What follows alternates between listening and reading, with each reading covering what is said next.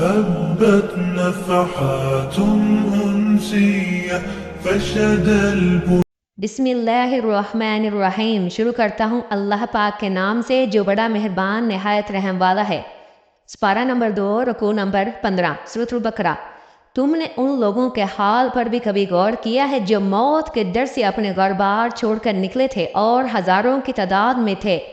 اللہ نے ان سے فرمایا مر جاؤ، پھر اس نے ان کو دوبارہ زندگی بخشی۔ حقیقت یہ ہے کہ اللہ انسان پر بڑا فضل فرمانے والا ہے، مگر اکثر لوگ شکر ادا نہیں کرتے۔ مسلمانوں، اللہ کی راہ میں جنگ کرو، خوب جان رکھو کہ اللہ سننے والا اور جاننے والا ہے۔ تم میں کون ہے جو اللہ کو قرض حسن دے تاکہ اللہ اسے کئی گنا بڑھا چڑھا کر واپس کرے؟ کٹانا بھی اللہ کے اختیار میں ہے اور بڑھانا بھی، اور اسی کی طرف تمہیں پلٹ کر جانا ہے۔ پھر تم نے اس معاملے پر بھی کبھی غور کیا جو موسیٰ کے بعد سردار ان بنی اسرائیل کو پیش آیا تھا؟ انہوں نے اپنے نبی سے کہا ہمارے لیے ایک بادشاہ مقرر کرو تاکہ ہم اللہ کی راہ میں جنگ کریں۔ نبی نے پوچھا کہیں ایسا تو نہ ہوگا کہ تم کو لڑائی کا حکم دیا جائے اور پھر تم نہ لڑو؟ وہ کہنے لگے بھلا یہ کیسے ہو سکتا ہے، ہم راہ خدا میں نہ لڑیں جب کہ ہمیں اپنے گھروں سے نکال دیا گیا ہے اور ہمارے بال بچے ہم سے جدا کر دیے گئے ہیں۔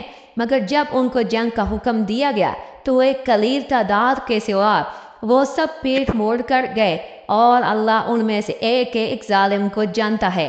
ان کے نبی نے ان سے کہا کہ اللہ نے طالوت کو تمہارے لیے بادشاہ مقرر کیا ہے۔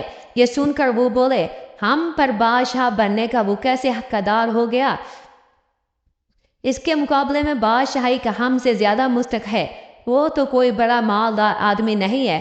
نبی نے جواب دیا اللہ نے تمہارے مقابلے میں اسی کو منتخب کیا ہے، اور اس کو دماغی اور جسمانی دونوں قسم کی احت و فروانی کے ساتھ تمہیں عطا فرمائی ہے، اور اللہ کو اختیار ہے کہ وہ اپنے ملک جیسے چاہے دے۔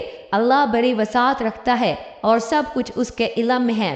اس کے ساتھ ان کے نبی نے ان کو یہی بتایا کہ خدا کی طرف سے اس کو بادشاہ مقرر ہونے کی علامت یہ ہے کہ اس کی عہد میں وہ صندوق تمہیں واپس مل جائے گا جس میں تمہارے رب کی طرف سے تمہارے لیے سکون قلب کا سامان ہے، جس میں آل موسیٰ اور آل ہارون کو چھوڑے ہوئے تبرکات ہیں، اور جس کے اس وقت فرشتے سنبھالے ہوئے ہیں۔ اگر تم مومن ہو تو یہ تمہارے لیے بہت بڑی نشانی ہے۔ اللہ پاک ہمیں عمل کرنے کی توفیق عطا فرمائے، آمین۔